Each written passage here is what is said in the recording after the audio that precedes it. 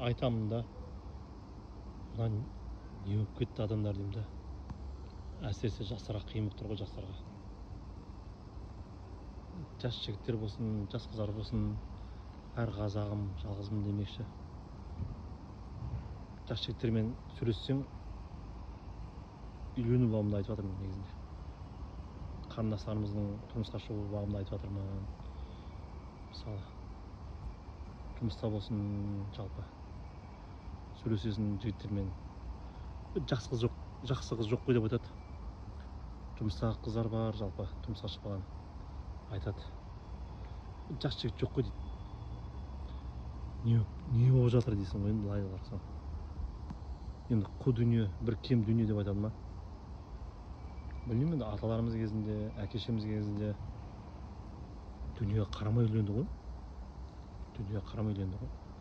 Бәріміз, мен өзім айттым, жалпы дүниеде болып кетті ма? Әңгіменің бәрі дүние болып кетті ма?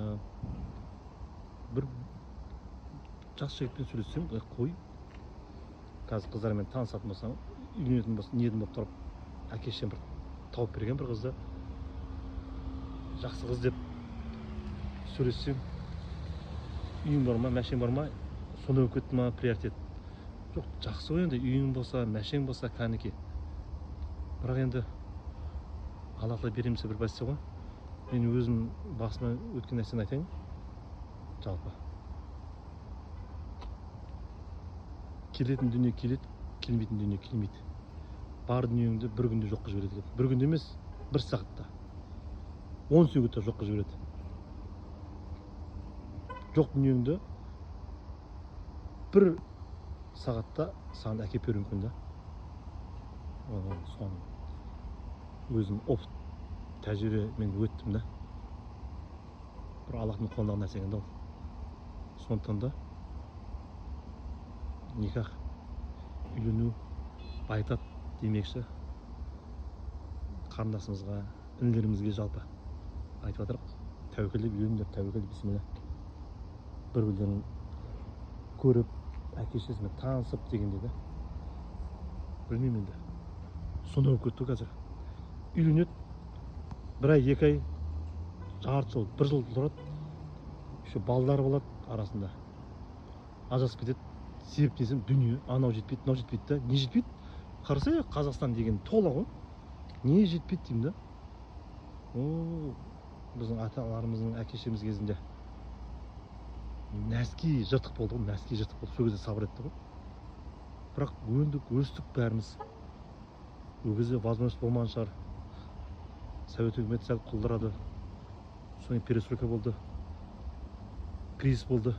Қазір енді жұмыс көп қой. Істе, тәуекел ет. Амалса үйлен. Просто ана мышление деген бар ғой, мышление.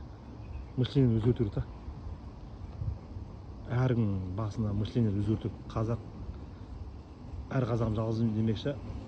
Ер жігіт болсын, әйел кісі болсын, қыздар болсын. Бисмилля, тәуекел деп көріңдер демекші. Бұл өмір жалған демекші. Айтайын дегенім сол ғой жалпы. Ойымды айтып жатырмын жалпы.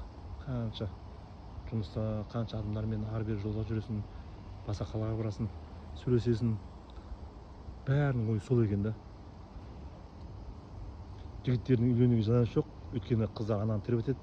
Қыздардың үйлену, тұрмысқа шығатын жалаңаш жоқ.